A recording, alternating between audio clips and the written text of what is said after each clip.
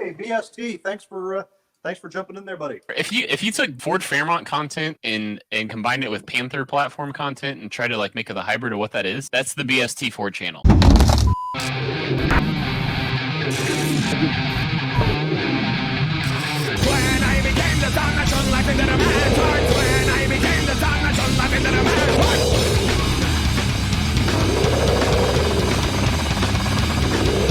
Man, that intro was wild, man. Welcome back to the BST4 channel. Witness what's going on, what's happening, man. Thank you guys for checking out the channel and tuning into this situation here, which is much of nothing today. But we've been doing the heads behind the scenes. And you know, don't laugh when I say doing heads. We've been putting our finger, and I'm still saying some crazy stuff, putting my finger inside here in the hole and kind of feeling the contour and kind of making it match. Can't really see it by sight, but you definitely do got to go with your finger inside there, you know, and really get it in there. And I've been using this machine here, and it's really got to, you know, take your time with it. You know what I mean? And I've been going in and going out and going in and going out. But today, man, we're going to be talking about something else, man. And it's about channels and stuff like that. We're going to bounce around a lot of different stuff, but we're going to be talking about channels and this rear.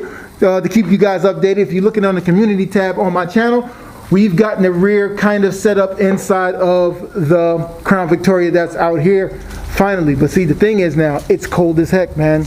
And I ain't going underneath there. I'll mess with the heads inside there and do that, but I will not go out there and go up underneath there and try to get things. Plus, I don't have all the parts, and that's the reason why I didn't have all the parts, because I wanted to focus on what I needed to do, because if I would have rushed right through it. I know me. And you got to know yourself when you're building a car, kind of just work around that. I haven't even touched that yet. I didn't even send the drive shaft out yet.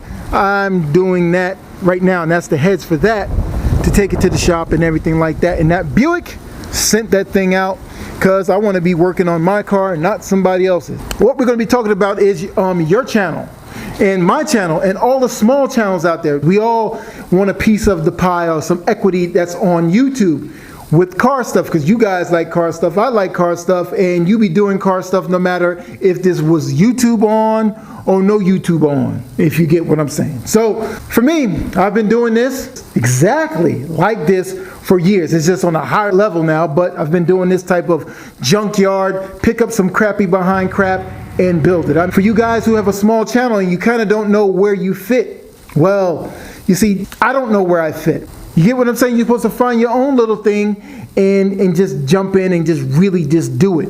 And just be honest with yourself. Just like when I bought this car or truck, I always call cars trucks, cars. Like when I bought this for 300 bucks, man, I know what my budget is. I didn't have any money, but I wanted to get a truck for the time. And I went and I purchased this truck there, and I went underneath there, and you know, the frame was twisting and all of that stuff. And I repaired it.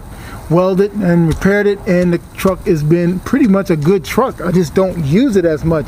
So now I see that the truck is worthless. So what I'm going to do is I'm going to change out this truck here and get a van.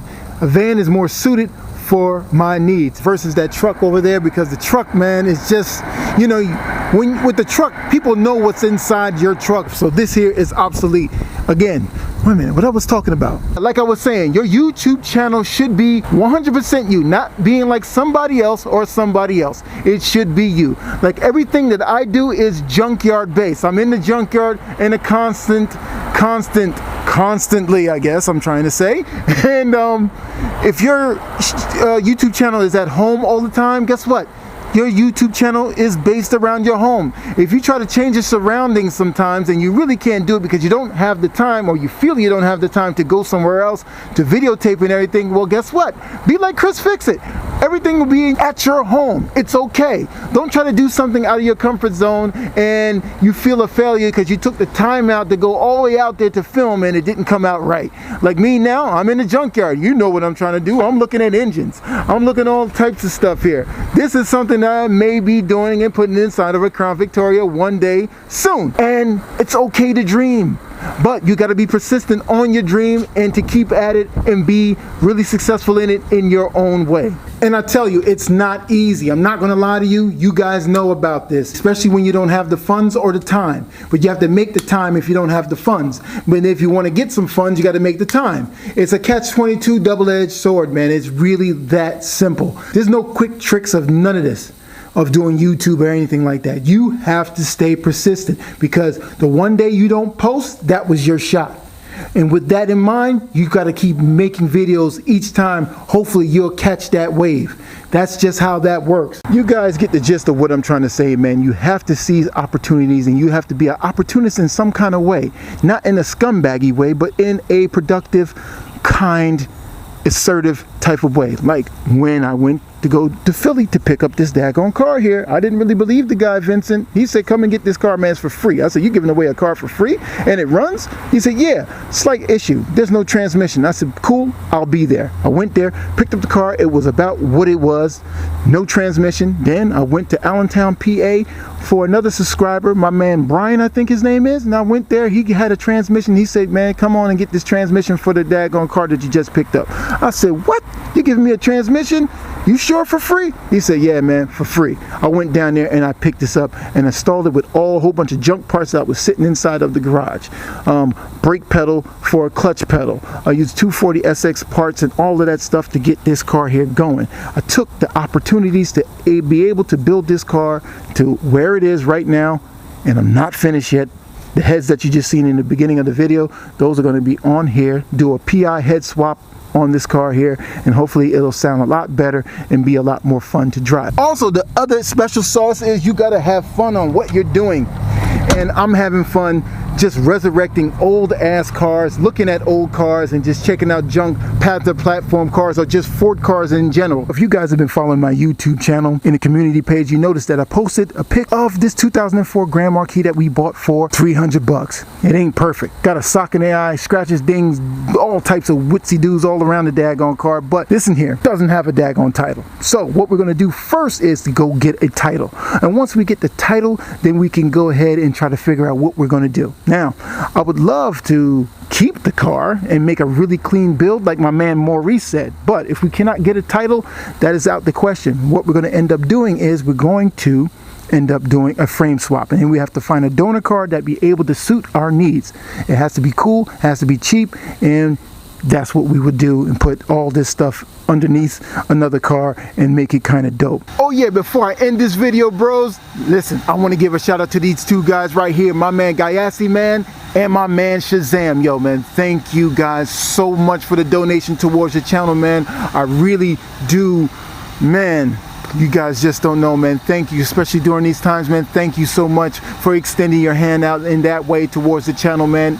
It really do help a lot, man. Thank you guys so much. Also, if you want to donate to the channel, you can click the link in the description below and you can do it that way. If not, you could just check out the videos in its entirety, click like and subscribe, and check out all the videos in the BST channel format, if there's this format in there. Listen here, check out my man Olde Carr Guy and Straight Six Fan on YouTube. Check out those two channels. Check out those guys. They be yapping and talking and interviewing people with very big channels, man, and they give you the little insight on how they started their YouTube channels. It's good information, and it's just good talk for guys like us. You know, sit down, crack a virtual brew, and, you know, check out their channels also too. And we'll see you guys on the next one.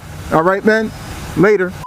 Man, this video keeps going and going and going and going, man. The daggone frost is out, man. But really, I'm here to talk about this truck here. Somebody's coming to buy it, which is a great deal for me because I need the truck to be gone. Many of you guys out there, y'all got projects and everything that's just been sitting. If you have not touched the project in 1 year, or if you owning it for 10 years, all right, get rid of the daggone thing. You don't want it.